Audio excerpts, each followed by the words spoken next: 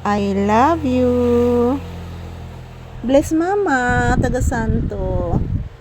Ayan po guys, maayong udto. Today is June 8, 2026.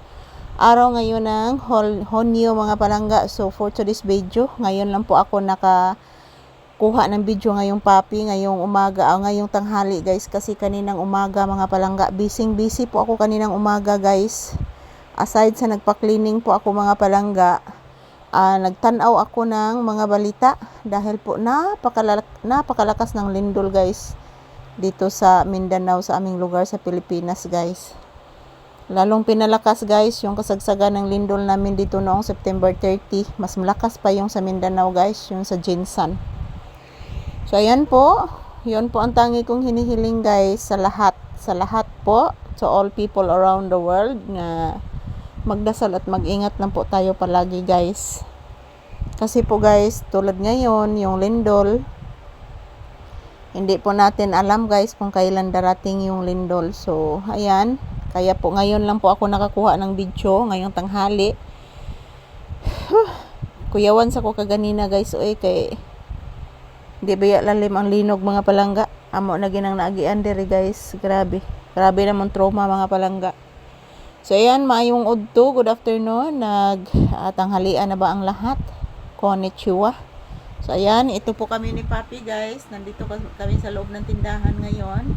Yan, nag-electric pan Grabe guys, kusuga sa linog kaganina sa Mindanao guys. So mag-ingat at magdasal po tayo palagi mga palangga. Kasi di po natin alam kung kailan darating yung linog. Mas bali pa yung bagyo guys, malalaman po natin. So ayan, huwag kalimutan magdasal po tayo palagi. So to all my viewers and subscribers, thank you guys. I love you all. So yan po ang aking hinihiling sa lahat, na magdasal at mag-ingat. Bless mama again. Taga Santo. Kaloyan sa Diyos ang bibi ko. I love you. I love you so much. Bibi Papi, I love you.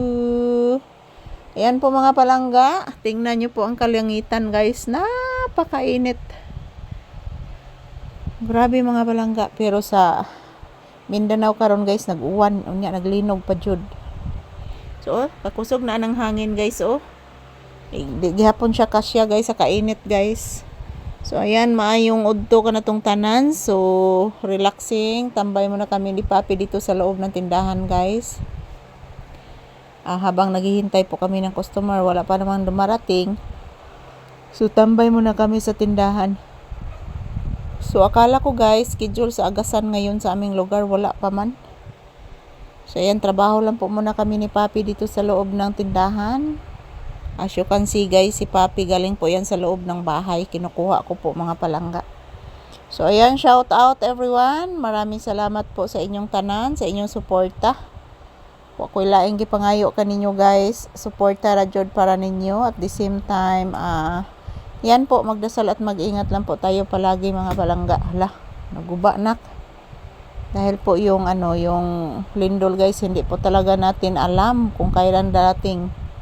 Basta kusa lang darating yan guys, ang lindol, grabe.